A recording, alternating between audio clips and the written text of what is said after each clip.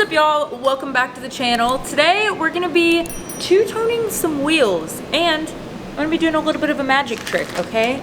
I'm gonna turn this silver color into like a bright neon yellow green. How am I gonna do that, you ask? That's because this is an illusion color, so this is gonna be a little bit of like a tutorial for you guys.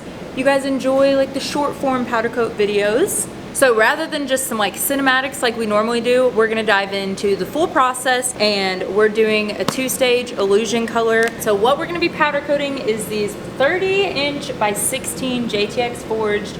This is exactly how they came out of the box. They came with custom center caps, so this is something that the customer picked, you know, okay, they're floaters.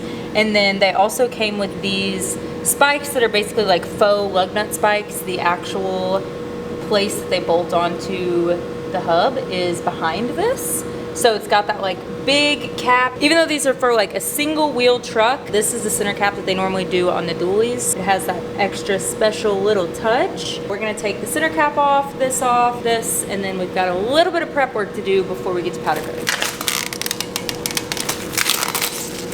Oh, I do want to show you guys how they're hung also. So they're hung here from the valve stem hole, and we use these little hangers. They've got like this eyelet on the front, and then they're threaded on the end. We've gotten these from Tractor Supply. You can probably get them from any hardware store, but we do that and then fit a nut on the end of it. So that just is how you screw the nut on and off, and that's how you put on the wheel.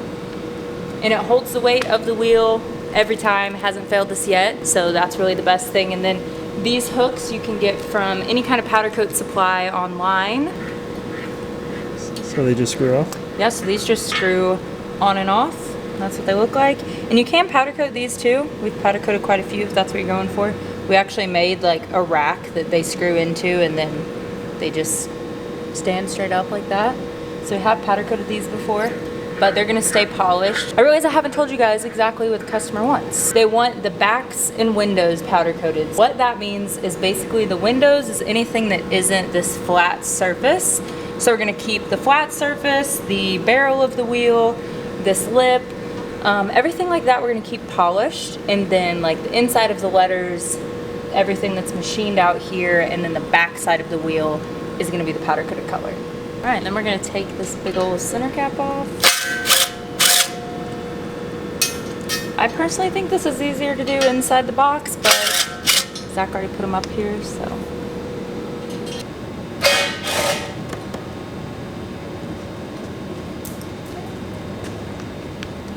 But they spin. Yeah.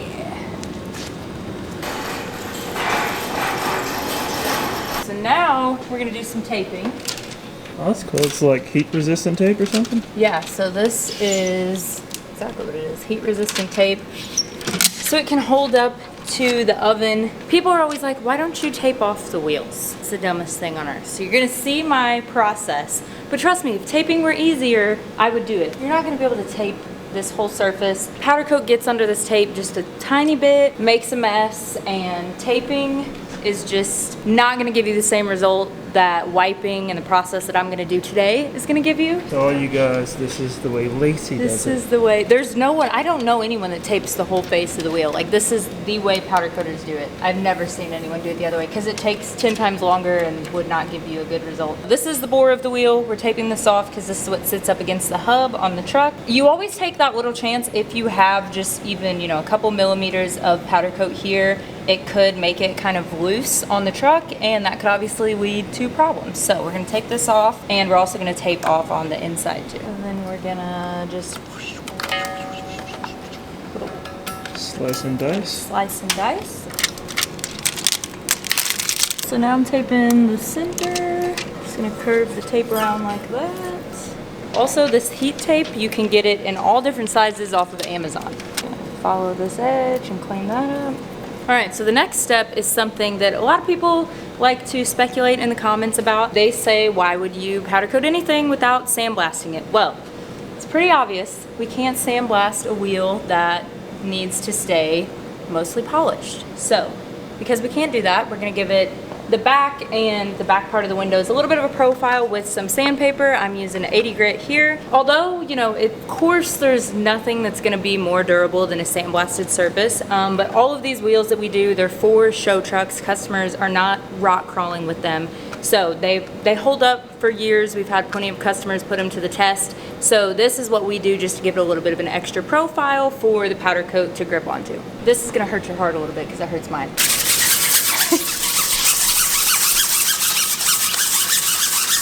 But, so as long as you have the correct coverage and the correct cure times and everything, you're not gonna have a problem with durability.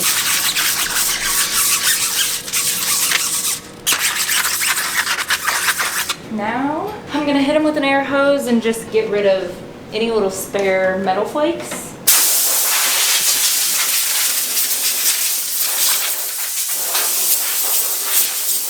We're gonna wipe them down with lacquer thinner. What is that? It's kind of like acetone, kind of like paint thinner. Oh, okay. So it's just gonna get rid of like any oil or old polishing compound or any kind of like impurities on the wheel. It builds up its own pressure and just sprays out sometimes. That's why we keep the cap on it. And I'm putting gloves on because I mean, it's not the best thing to touch, but what is really, right? 2, it melts the acrylic on my nails. For 3, you don't wanna have your greasy fingerprints like on the back of the wheel, like after you're wiping it, you know. So you wanna make sure your rag's just pretty saturated, and you can see I'm already getting some stuff off. And you wanna make sure you get in between every little window. This is not something you wanna skip on because it's pretty inevitable that when the wheels come from the factory and they're polished, that there may be like some left behind polishing compound. JTX does a really good job of cleaning most of that off, but it could just be inevitable. Make sure you are double and triple wiping in the windows, because if any powder coat goes over old polishing compound, you're gonna have like trash and bubbles and everything else in the powder coat. So if you're gonna be putting powder coat in the letters on the wheels, you wanna make sure you wipe those out with acetone too, because that can be a really good place for excess polishing compound to be hiding. We're gonna go in with a torch, go over this part of the wheel, and that's gonna get rid of any little fibers from the microfibers. And this is a pretty important step, because if you don't do this, you'll see you'll have like little stray fibers flying around. So just a quick little once over, because any of those microfiber fibers can stick to the sanded surface, the jagged edges, all that. Now we're going to hose them down with the air hose one more time, and we'll be ready to spray.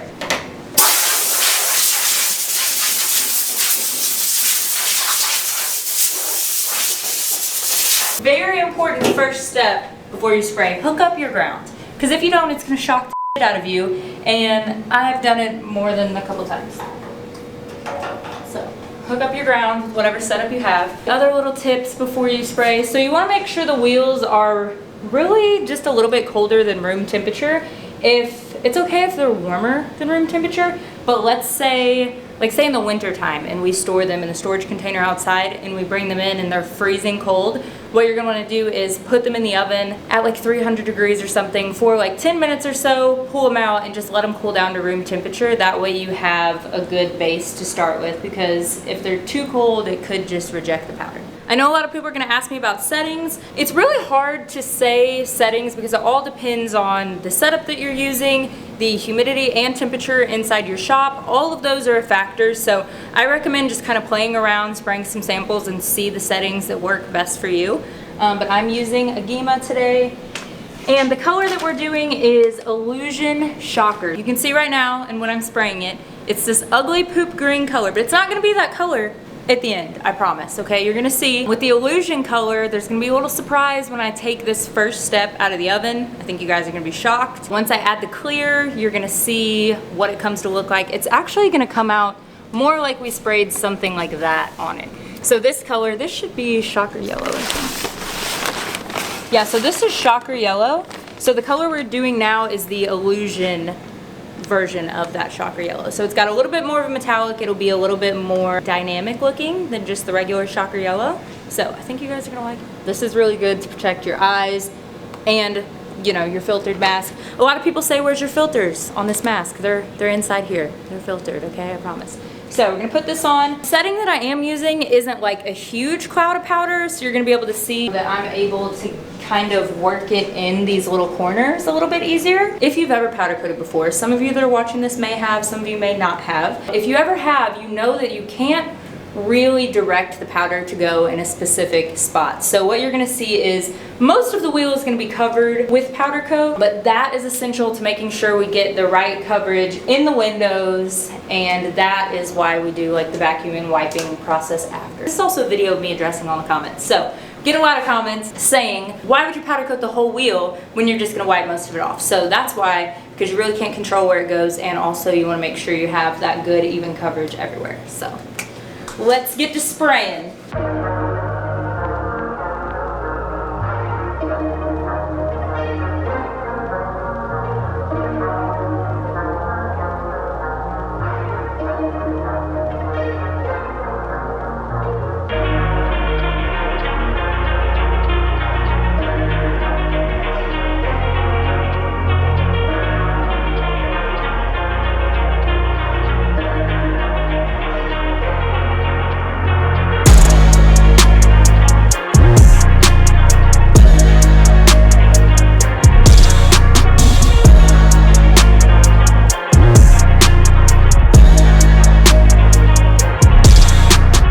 Sprayed the windows from the front first, and then we're gonna move to the back. So you wanna make sure that you get the back part of this lip. Of course, really the only thing that's gonna be showing outside of the tire is like maybe this, but you wanna make sure you have enough space to where it's not just gonna flake off of that lip. We're gonna spray the back. I'm gonna show you guys, so just seeing the back, you can kind of see what carried over from spraying the front.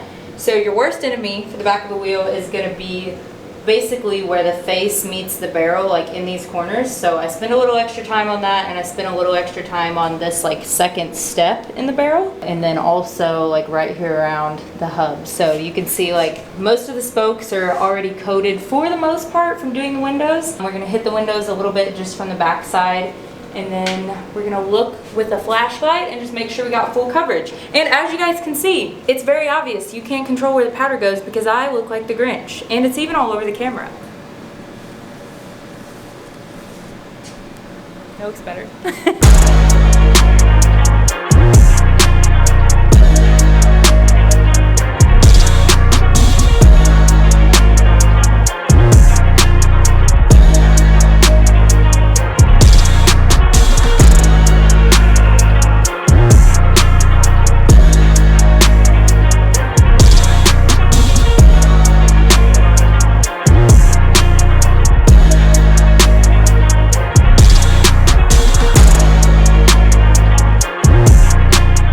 Now we're gonna grab our flashlight and check the coverage. So basically what you're looking for is any place that you can see the metal through the powder coat still.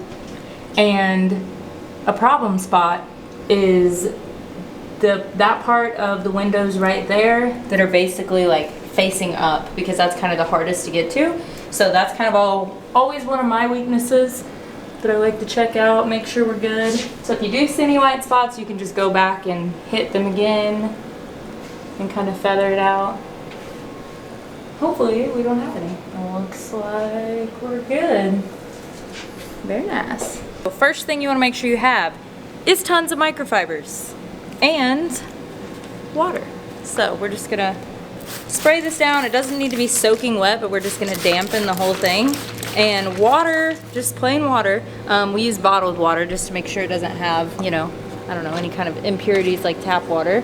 And that's what we're gonna use to wipe the wheel. First, what I like to do, you know, everyone has their different order that they do this stuff in, but I like to just wipe the barrel and get all of this excess off.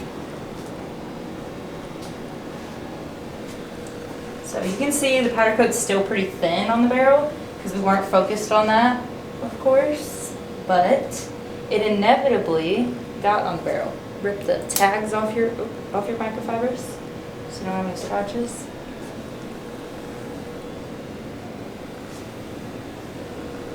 definitely gonna have to wipe the barrel a couple more times during this process, but this just gets most of it off. Moving to the inner barrel. So obviously this part isn't gonna be shown, but I like to make sure that, so like I told you guys earlier, you wanna have a little bit of room, that way, you know, you're not powder coating right up to the very edge of the wheel. But I like to just play off of one of these lines and try to make a nice line. That doesn't really matter. Of course, you're not gonna see that once the tire's on, but that way it just looks good going back in the box and going back to the customer. So you can even use your finger and just kind of make the cleanest line that you can. So you'll go through lots of microfibers. Oh, it's better to just keep using a lot than using the same dirty one. All right, so now we're gonna start vacuuming. So when people see this on video, they're like, what the heck is happening? Is this vacuuming? Is it like suctioning it? Is it blowing it off? So what you see here, this little bit bobber, is actually a shop vac. Just a regular old shop vac back there. I don't know if you can see that. So anyone can do this. Basically, you just have the hose rigged up to some smaller hoses. You see, that's the stock hose that comes with it. This is, you can get this at any kind of hardware store, rubber hose. Then we've even got a smaller hose that we clip into here to get more detailed. We're gonna use that. We have it pretty, like, kind of fancy hooked up into the wall, right? That's pretty cool. Zach did that. I don't know how he made that work. I really don't. That's some redneck ingenuity right there. But you can just simply use a shop vac. We do have quite a few of these little attachments. These are from Coatings by Coats. I will tag him in the description. This one's really good for getting just the flat surfaces of the wheel, but I do kind of always refer back to just the trusty old dusty tube too. So we're gonna use a combination of both. Flip it on. Let me start here first.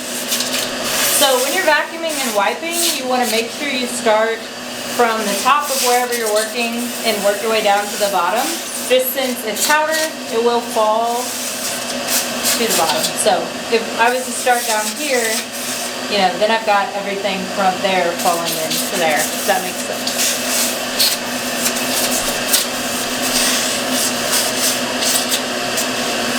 So we're gonna make sure these threads are good and cleaned out too. So now while I still am just using this hose, I'm gonna go around the very inner corner of the wheel where I'm gonna suck out this little valve stem hole first. Then I'm gonna just carry it around. And it's like the perfect tool for that area.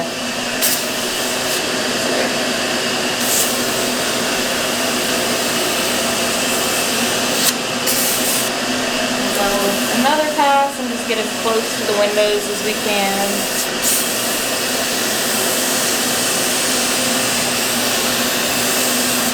Now we're going to put this bad boy on. It's just going to connect right into the tube. And then we're just going to drag this along the flat surfaces.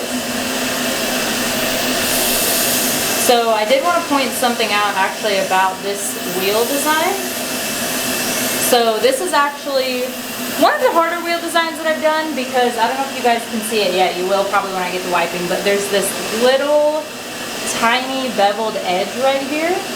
And I did the first two wheels for TikTok. So I kind of was able to get familiar with it and test that out first and see what I wanted to do. So you can either powder coat that beveled edge or wipe it out. I chose to wipe it out because it was like any little rollover of your finger and it was a mess up. So you want to like assess your wheel design and then use your best judgment to figure out what you want to do about the edges. And so just to make sure you're as consistent as possible throughout the whole wheel. A lot of wheels, they just have no beveled edges. It's just flat, which is really, really nice, but that's not this wheel. So it's a little bit harder today. But this makes it super fast to get these areas. Oh, I messed up already, guys. So that's why this thing scares me a little bit. I'm still getting used to using this. I normally just use my trusty, but I think I like came around too fast, so I think you really just gotta use this on just the flat surfaces like this. So that's that little beveled edge I was talking about that we're gonna actually wipe out. It's gonna be a problem. But, so you can see right there, I had a little mess up. So, I'm gonna show you guys what we do to fix it. Turn that off, turn our air back on. So you have to respray that spot. And yes, you have to do this even if you've already wiped the whole wheel and have a mess up.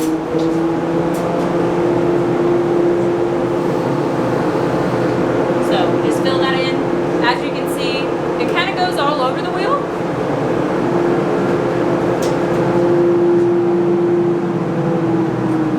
So if you have enough little mishaps like that, it can definitely set you back and make you wipe the whole wheel 10 times, but that's just kind of the name of the game. So we're not going to do that again.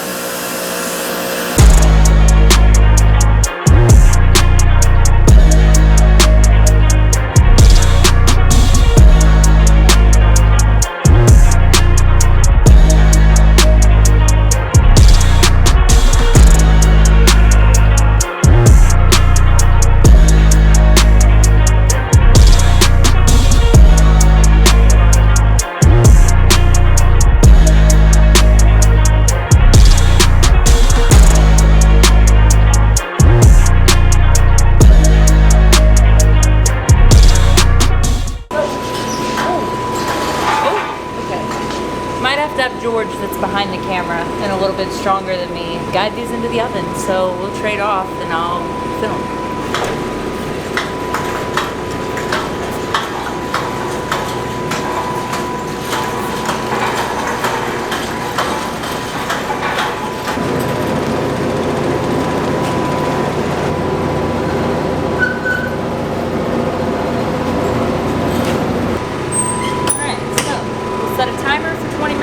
And then we'll take them out, let them cool, and we'll put the clear on. Our timer went off, so I'm gonna shut the oven off and take these bad boys out. Now I said that you guys are gonna be shocked when they come out. So I hope you're ready.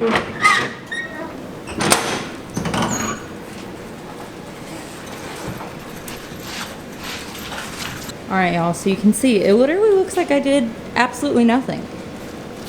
So the base coat that we put on, when it's partially cured, that's what it turns into, just like a silver. And then once we put the clear on, that's actually going to activate the Illusion Shocker Yellow and give us the bright color that we want. So you can kind of see the difference between the polished and just the silver. But yeah, they're going to look a whole lot different once we get this clear on. We've let them completely cool off. Now we're going to spray the clear. And you'll see the setting that I'm using is going to be a little bit of a bigger cloud for the clear, because you don't want to get too close to what you're spraying with clear, because then it can back ionize really fast. So we're going to step a little further back, have a bigger cloud, and it should cover pretty quickly. And then we're going to do the whole vacuuming and wiping process over again.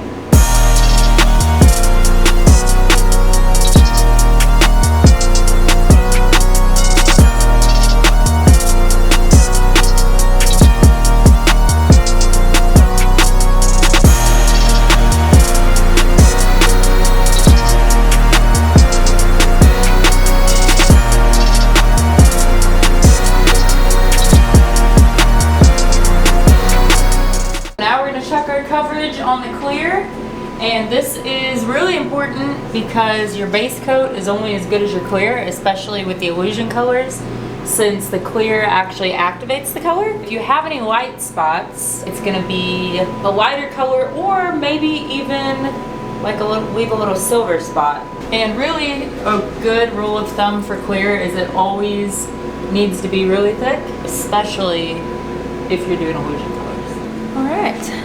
So now we're going to get to wiping. Wet it down with some water, just water once again.